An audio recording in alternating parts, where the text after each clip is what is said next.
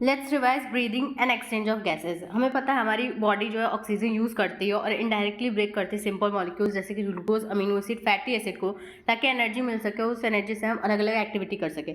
CO2 भी produce होता है हमारे बॉडी में, जो कि काफ़ी हार्मफुल होता है। उसे रिमूव किया जाता है as soon as possible from the cell. Exchange of O2 from the atmosphere with CO2 produce by the cell, इसे हम क्या कहते हैं, ब्रीदिंग कहते हैं। रेस्पिरेशन एक अलग चीज़ होता है, रेस्पिरेशन का पार्ट होता है ब्रीदिंग। मैकेनिज्म ऑफ ब्रीदिंग जो होती है वो वेरी करती है डिफरेंट ग्रुप ऑफ एनिमल्स में। वो मेनली डिपेंड करता है हैबिटेट और लेवल ऑफ ऑर्गेनाइजेशन पे। अगर हम लोअर इनवर्टिब्रेट की बात करें, जैसे स्पंजेस, सिलेंड्रेट, प्लेटफॉर्म, तो वहाँ पे सिंपल डिफ्यूजन के थ्रू इंटायर बॉडी सर्फेस के थ्रू एक्सचेंज होता है। अर्थवर्म जो होता है वो अपने मॉइस्ट क्यूटिकल यूज़ करता है। इंसेक्ट की बात करें, वो नेटवर्क ऑफ ट्यूब, जिसे ट्रैकियल ट्यूब कहते हैं, उसकी वजह से एटमॉस्फेरिक एयर को ट्रांसपोर्ट करता है। स्पेशल वेस्कुलराइज स्ट्रक्चर गिल्स जिन्हें कहते हैं, ब्रैंकियल रेस्पिरेशन, ये मोस्ट ऑफ एक्वेटिक आर्थ्रोपोड और मोलस्क यूज़ करता है। जबकि अगर वेस्कुलाइज बैग यानी लंग की बात करें तो टेरेस्ट्रियल फॉर्म जितने भी हैं वो यूज़ करते हैं। इस लंग से जो रेस्पिरेशन होता है उसे हम पल्मोनरी रेस्पिरेशन कहते हैं। अगर वर्टिब्रेट की बात करें तो फिशेस जो होते हैं वो गिल्स यूज़ करते हैं, और जो एम्फीबियन, रेप्टाइल, बर्ड और मैमल्स होते हैं वो लंग्स यूज़ करते हैं। फ्रॉग जैसा एम्फीबियन जो है वो मॉइस्ट स्किन के थ्रू भी रेस्पायर करता है, और मॉइस्ट स्किन के थ्रू रेस्पिरेशन को हम क्यूटेनियस रेस्पिरेशन कहते हैं। अगर हम बात करें ह्यूमन रेस्पिरेटरी सिस्टम की, वो स्टार्ट होता है पेयर ऑफ एक्सटर्नल नॉस्ट्रिल्स से, जो लीड करता है नेजल चैम्बर को। ये ओपन होता है फेरिंग्स में। फेरिंग्स एक कॉमन पैसेज होता है फूड और एयर के लिए। ये ओपन होता है through the larynx into the trachea. लैरिंग्स का होता है कार्टिलेज की बॉक्स होती है जो कि साउंड प्रोडक्शन में हेल्प करती है, इसीलिए इसे साउंड बॉक्स कहते हैं। स्वॉलोइंग के टाइम में जो ग्लॉटिस होता है उसे कवर कर दिया जाता है थिन इलास्टिक कार्टिलेज की फ्लैप से, जिसे एपिग्लॉटिस कहते हैं। ये एंट्री ऑफ फूड को अवॉइड करता है लैरिंग्स में जाने से। ट्रैकिया जो होता है वो एक्सटेंड होता है मिड थोरैसिक कैविटी पे तक, और डिवाइड होता है at the level of 5th thoracic vertebra. फिर ये राइट और लेफ्ट प्राइमरी ब्रोंकी में डिवाइड होता है। फिर ब्रोंकी जो होते हैं रिपीटेड डिवीजन होती है, सेकेंडरी, टर्शरी ब्रोंकी बनाते हैं। फिर ब्रोंक्यूल्स जो होता है वो इनिशियल टर्मिनल ब्रोंक्यूल्स बनाता है। तो basically trachea, primary, secondary, tertiary bronchi, initial bronchioles, ये सपोर्टेड होते हैं इनकम्प्लीट कार्टिलेज की रिंग से। जो टर्मिनल ब्रोंक्यूल होता है वो राइज मतलब give rise to number of very thin irregular walled vascularise bag like structure, जिसे एल्वोलाई कहते हैं। मतलब कि क्या है, टर्मिनल ब्रोंक्यूल से एल्वोलाई लीड होता है। Branching network of bronchi, bronchioles and alveoli comprises lung. Lung में पूरा ये नेटवर्क चलता है। लंग जो होता है डबल लेयर की प्लूरा से कवर्ड होता है। बीच में प्लूरल फ्लूइड होता है जो कि रिड्यूस करता है friction on the lung surface. Outer pleural membrane जो होता है क्लोज कॉन्टैक्ट में होता है थोरैसिक कैविटी के। अगर ये देखा जाए, ये बहुत इंपॉर्टेंट हो जाता है। प्लूरल मेम्ब्रेन क्या है, एल्वोलाई इंपॉर्टेंट है, प्लूरल फ्लूइड इंपॉर्टेंट है। जो पार्ट स्टार्ट कर रहा होता है एक्सटर्नल नॉस्ट्रिल से टर्मिनल ब्रोंकियल तक, उसे कंडक्टिंग पार्ट कहते हैं। कंडक्टिंग पार्ट जो होता है एटमॉस्फेरिक एयर को एल्वोलाई तक पहुंचाता है, इसे क्लियर करता है फॉरेन पार्टिकल से, ह्यूमिडिफाई करता है और एयर को बॉडी टेम्परेचर तक लाता है। लेकिन जो एक्सचेंज पार्ट, जिसे रेस्पिरेटरी पार्ट कहते हैं, वो स्टार्ट होता है एल्वोलाई, और उनके डक्ट को हम रेस्पिरेटरी पार्ट कहते हैं। ये एक्चुअल डिफ्यूजन ऑक्सीजन CO2 का कराता है ब्लड और एटमॉस्फेरिक एयर के बीच में। जो लंग होता है वो एक थोरैसिक चैम्बर में सिचुएटेड होता है, जिसे हम एनाटॉमिकली एयर टाइट चैम्बर कहते हैं। थोरैसिक चैम्बर डोर्सली बना होता है वर्टिब्रल कॉलम से, वेंट्रली स्टर्नम से, laterally by the ribs, and lower side में डोम शेप डायफ्राग्म होता है। ये एनाटॉमिकल सेटअप बहुत ही इंपॉर्टेंट है ब्रीदिंग के लिए, ठीक है। हम क्योंकि डायरेक्टली एल्टर नहीं कर सकते हैं जो पल्मोनरी वॉल्यूम है।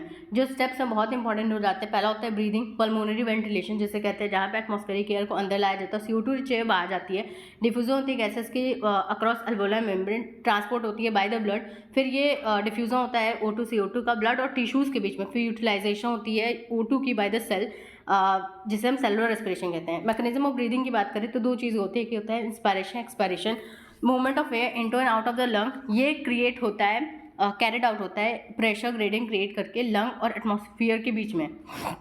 डायफ्राम और स्पेशलाइज सेट ऑफ मसल्स, जैसे एक्सटर्नल, इंटरनल, इंटरकॉस्टल मसल्स कहते हैं, वो हेल्प करते हैं इन ग्रेडियंट को जनरेट कराने में। इंस्पायरेशन की बात करें, इंस्पायरेशन का मतलब है कि एटमॉस्फेरिक एयर को अंदर लेना, ठीक है। तो ये इनिशिएट होता है जब कॉन्ट्रैक्शन होता है डायफ्राम का, जिसकी वजह से थोरैसिक चैम्बर बढ़ जाती है, उसका वॉल्यूम बढ़ जाता है एंटीरियर पोस्टीरियर एक्सिस में। और जब एक्सटर्नल इंटरकॉस्टल मसल कॉन्टैक्ट होते हैं तो वो लिफ्ट अप कर देती है रिब्स को, जिसकी वजह से क्या होता है, डॉर्सो वेंट्रल एक्सिस में वॉल्यूम बढ़ता है थोरैसिक चैम्बर का। जब थोरैसिक वॉल्यूम बढ़ता है तो उसके साथ साथ पल्मोनरी वॉल्यूम भी बढ़ता है। पल्मोनरी वॉल्यूम जब बढ़ता है तो उससे पल्मोनरी प्रेशर घट जाता है, और जो बाहर की एयर होती है वो अंदर आती है। और सिमिलरली एक्सपायरेशन में भी ऐसा ही होता है। Ability to increase the strength of inspiration, expiration की एबिलिटी अगर मतलब स्ट्रेंथ बदलनी है तो वो बदले ही जा सकते हैं additional muscles in the abdomen के हेल्प से। हेल्दी ह्यूमन ब्रीथ करता है 12 से 16 टाइम पर मिनट। स्पायरोमीटर क्या होता है, एक इंस्ट्रूमेंट होता है जिसकी हेल्प से हम क्लिनिकली एसेस करते हैं जो पल्मोनरी फंक्शन होते हैं। ये बहुत ही इंपॉर्टेंट डायग्राम है। रेस्पिरेटरी वॉल्यूम की बात करें, टाइडल वॉल्यूम का मतलब है जो एयर इंस्पायर किया जाएगा, एक्सपायर किया जाएगा नॉर्मल रेस्पिरेशन के दौरान। ये 500 ml होता है, यानी कि 6000 से 8000 एयर पर मिनट होता है, ठीक है। इंस्पायरेटरी रिजर्व वॉल्यूम की बात करें तो एडिशनल वॉल्यूम जो ऐड हो रहा है फोर्सिबल इंस्पायरेशन के, मतलब एक होता है नॉर्मल टीवी के अलावा जो आप ले रहे हो वो इंस्पायरेटरी रिजर्व वॉल्यूम है, एक्स्ट्रा जो ले रहे हो। एक्सपायरेटरी रिजर्व वॉल्यूम यानी कि आपने नॉर्मली टीवी निकाल दिया है, टीवी के अलावा जो निकाला एडिशनल वॉल्यूम ऑफ एयर जो बाहर कर रहे हो वो एक्सपायरेटरी रिजर्व वॉल्यूम है, जो कि 1000 से 1100 ml होता है। अगर हम बात करें रेसिडुअल वॉल्यूम की, यानी कि पूरा फोर्सिबल एक्सपायरेशन करने के बाद भी जो एयर बच जा रहा है लंग में, उसे हम रेसिडुअल वॉल्यूम कह रहे हैं, वो 1100 से 1200 ml रहता है।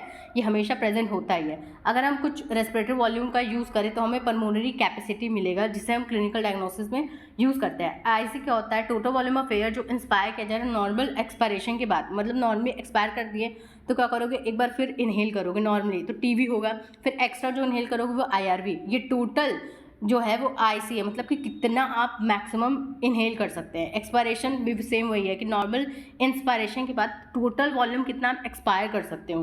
TV plus ERB. Functional residual capacity का मतलब है कि वॉल्यूम ऑफ एयर जो लंग में रहता है नॉर्मल एक्सपायरेशन के बाद। नॉर्मली आपने एक्सपायर कर दिया तो आपका क्या बचा? टीवी खत्म हो गया ना, आपका बचा ईआरबी बचा, और जो लंग में पहले रहता ही रहता है आरबी, यानी कि ईआरबी प्लस आरबी इंपॉर्टेंट है।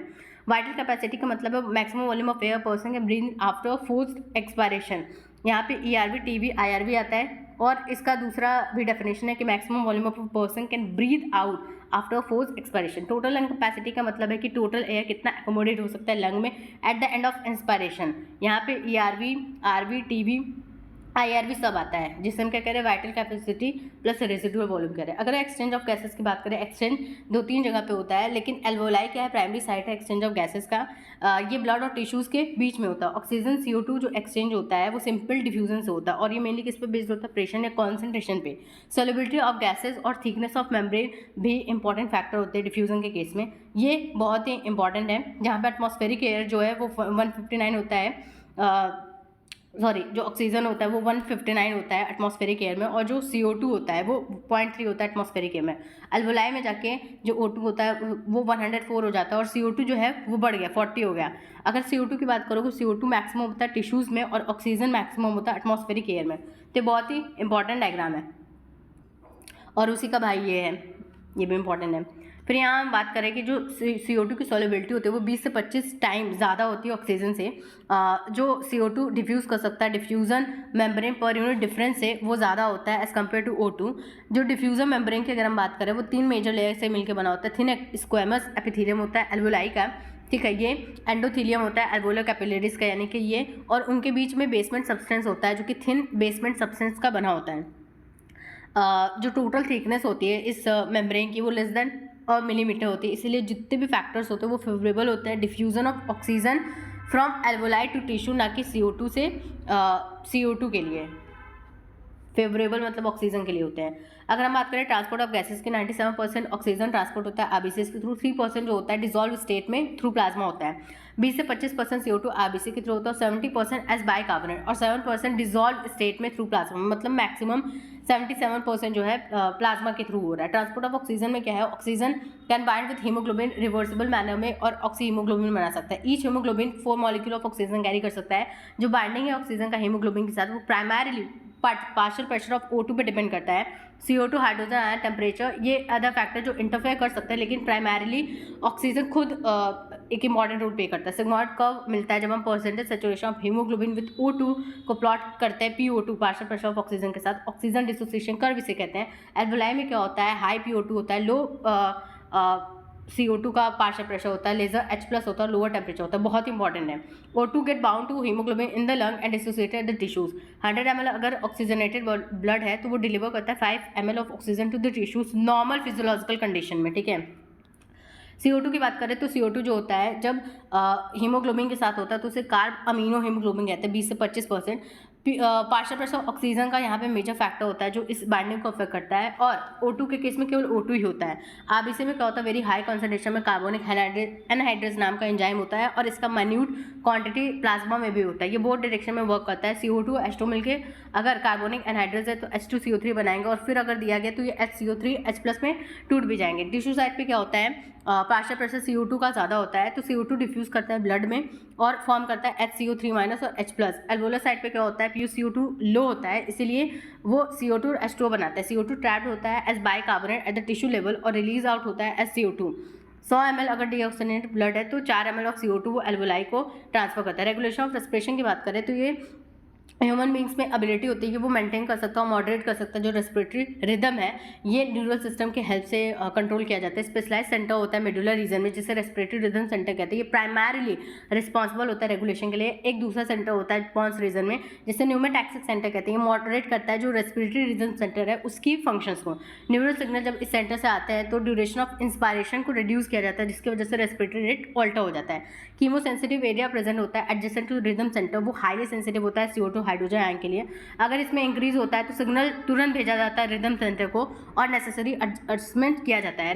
Receptor associated with aortic arch and carotid artery वो रिकॉग्नाइज करते हैं CO2 H+ में चेंजेस और सिग्नल करते हैं फिर रिदम सेंटर को कि भाई एक्शन लो। Role of oxygen the regulation of respiratory rhythm is quite insignificant, मतलब ऑक्सीजन का कोई खास रोल नहीं होता। डिसऑर्डर की बात करें, एस्मा जो है डिफिकल्टी होती है इन ब्रीदिंग जिसकी वजह से क्या होता है, वीजिंग होता है, इन्फ्लेमेशन और ब्रोंकियोल्स का ये कंडीशन होता है। एम्फाइसेमा एक क्रोनिक डिसऑर्डर है जहाँ पे अल्वेओलर वॉल डैमेज हो जाते हैं, रेस्पिरेटरी सर्फेस डिक्रीज हो जाता है। Cigarette smoking one of the major cause है। ऑक्यूपेशनल रेस्पिरेटरी डिसऑर्डर की बात करें तो कुछ इंडस्ट्रीज होते हैं जहाँ पे ग्राइंडिंग स्टोन ब्रेकिंग होता है, वहाँ पे काफ़ी डस्ट प्रोड्यूस होता है जिसकी वजह से डिफेंस मैकेनिज्म है वो अच्छे से काम नहीं कर पाता है। लॉन्ग एक्सपोजर जब होता है तो इन्फ्लेमेशन हो जाता है जिसे हम फाइब्रोसिस कहते हैं, यानी प्रोलिफरेशन ऑफ फाइब्रस टिश्यू, जिसकी वजह से सीरियस लंग डैमेज हो सकता है। वो अगर ऐसी इंडस्ट्रीज़ में उन्हें प्रोटेक्टिव मास्क यूज़ करना चाहिए। सो या that is it for today. Playlist मैं अटैच कर दूंगी इसकी डिस्क्रिप्शन में, please like share comment etcetera.